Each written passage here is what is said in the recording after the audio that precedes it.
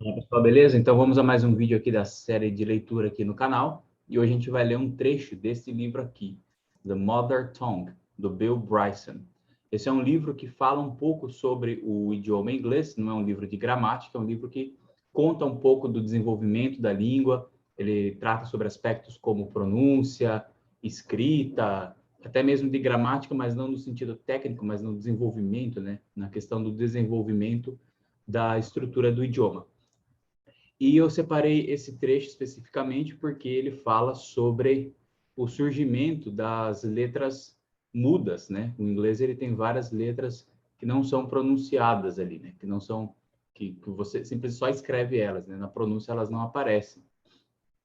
Então, por curiosidade, né? Mas por questão de curiosidade mesmo, separei esse trecho para vocês e a gente vai aproveitar para tirar algumas lições daqui. Então, vamos lá. O trecho começa assim. When in the 17th century, the English developed a passion for the classical languages. Então, quando no século 17, né, 17th é 17, os ingleses de English developed, desenvolveram a passion, uma paixão for the classical languages, pelas línguas clássicas, aqui mais especificamente o latim e o grego, principalmente o latim. Certain well-meaning meddlers, certos well-meaning, bem intencionado. Tá? Aí fica uma expressão bacana para vocês anotarem também. Well-meaning, meddlers seria intrometido, né? Então, alguns intrometidos bem intencionados began, começaram, fiddling. Fiddling é a mexer, a fuçar. Começaram a mexer, a fuçar. With the spelling, com a escrita, né? Spelling é como se escreve uma palavra, como se soletra. Of many other words, de muitas outras palavras. In an effort, em um esforço. To make them, para fazer com que elas, né, conformem-se, né? Conformassem-se to a Latin ideal, a um ideal do latim, ou um ideal latino. Então, até aqui ele diz o seguinte para nós, que nesse período, né, houve, no século XVII, houve um grande interesse por parte dos ingleses no estudo dessas línguas clássicas. E aí, algumas alterações foram feitas na spelling, na maneira como se escreve, na ortografia de algumas palavras. Para quê? Para que elas se conformassem com uma forma latina, com um ideal latino, tá? Para tornar a escrita do inglês mais próxima daquela escrita clássica, escrita do ponto de vista ali daquilo que você vê mesmo, né? Na ortografia, não no estilo. Seguindo então, thus, né? Assim, B's, né? Os B's, né? Letras B, were inserted into that and doubt. Foram inseridos em debt, que é dívida, e doubt, que é dúvida. Então, repare que a palavra debt e a palavra doubt, nelas o B é mudo. Por que esse B é mudo, né? Muitas vezes a gente vê lá a pronúncia de uma palavra e fica tentando encontrar alguma coisa, alguma regra, alguma coisa assim. Aqui no caso não tem regra. Foi uma coisa arbitrária. Simplesmente inseriram lá o B nessas duas letras, né? E ele ficou mudo porque não adianta você mexer na escrita de uma palavra, que isso não vai afetar a maneira como as pessoas estão falando ela, certo? Seguindo, which had previously been spelled, as quais tinham sido anteriormente, né, previously, spelled, escritas ou soletradas. Repare que a palavra spell, né, como aqui está no particípio passado, aqui no particípio presente, ela abrange tanto tanto a nossa tradução de escrita quanto a ortográfica ou a tradução soletrada, né? Soletrar. Então, essa palavra spell, ela abrange essas três adaptações para o português. Então, as quais eram, a gente pode colocar aqui escritas, né? As quais eram anteriormente escritas dessa maneira aqui, D-E-T-T-E, and, essa maneira aqui, D-O-U-T-E. Então, repare que essa forma, that, é mais parecida com a pronúncia da palavra that do que essa aqui, né? Muitas pessoas, quando estão aprendendo inglês, acabam pronunciando isso aqui debit, tentar pronunciar o B, mas não tem, o B é mudo. Então, esse T aqui foi trocado por um B, como explicado no texto, para se conformar com o latim. Uma coisa meramente arbitrária dessas pessoas.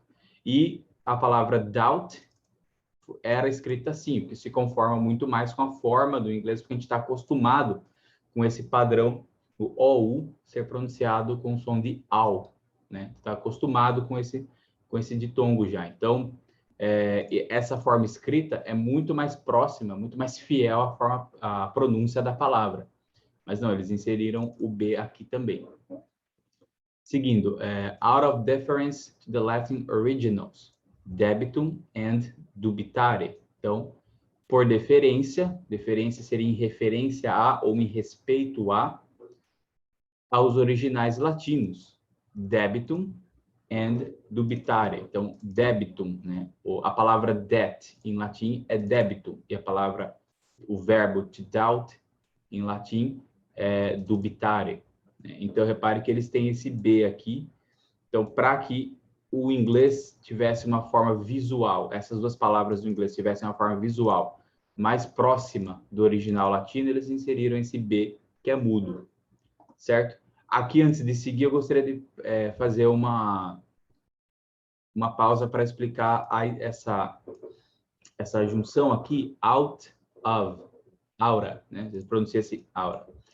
Isso aqui indica origem ou causa, por causa disso, saiu disso, tá? Então, por deferência, por respeito. Então, out of pode significar isso. Às vezes é também usado como origem, não só no sentido de causa, mas a origem material mesmo. Então, de que material algo é feito, né? A door made out of wood, uma porta feita de madeira, foi talhada da madeira, foi feita de madeira, tá? Então, out of pode indicar pode ter essa noção de origem, de causa. Seguindo, receipt, pick it up a P by the same method. Então, receita, a palavra receipt, pick it up. Pick it up é pegou, tomou, né? Pegou um P pelo mesmo método, by the same method. Então, receipt, repare que o P é mudo em receipt. Então, veio da mesmo motivo, uma reforma ortográfica artificial para que aquilo ficasse mais bonitinho, mais parecido com o latim. Island gained its S. Então, muita gente pronuncia island, não é island, não tem o som do S. E esse S na escrita veio dessa mesma forma, né? Essa reforma, não foi bem uma reforma ortográfica, simplesmente começaram a colocar assim lá essas pessoas que estavam, né, inseridas nesse estudo, nesse interesse pelas línguas clássicas, né? E provavelmente eram as pessoas que faziam os dicionários e tal, então eles controlavam, né, como que as palavras seriam escritas. Scissors, it's C, então a palavra scissors, que é tesoura, né? O C, e anchor, it's H, e a palavra âncora, o H. Então é comum essa sequência CH, né, que é esse som de K, né? No latim isso é comum, então colocaram no inglês também. Seguindo, tight and delight, palavras tight and delight, que seria apertado e deleite, became consistent with night and right. Então, tornaram-se consistentes, né, com a palavra noite e right, que pode ser direita, pode ser direito, pode ser certo. Though without an etymological basis, embora sem qualquer base etimológica. Então, repare que não há uma base etimológica para essa ortografia, para esse spelling, né? Foi apenas uma mudança totalmente arbitrária ali. E daí essa palavra aqui, R-I-M-E, né? Became rhyme. Então, a palavra rhyme, que é rima, era escrita assim. E repare que também assim faz muito mais sentido, né? Em relação ao som, né? Esse H mudo aqui, né? In several instances, our spelling became more irregular rather than less. Então, em muitos exemplos, muitas situações, né, muitas circunstâncias, instances pode ser muitos, instances pode ser exemplos, circunstâncias, né, instâncias, aí vai. Então, muitas instâncias, muitas situações e muitas circunstâncias. A nossa pronúncia, a nossa ortografia, né, our spelling, became, tornou-se, more irregular, mais irregular, rather than less. Rather than é para dar essa noção de mais do que. Ele é quase parecido com o prefer, né? Ele pode ser usado como verbo ou não, tá? Então, reparem que a palavra spell aqui, né? Aqui usado como spelling, aqui a gente poderia traduzir para o português como ortografia. Nossa ortografia se tornou mais irregular do que menos irregular. Então, essas alterações fizeram da ortografia do inglês mais irregular ainda.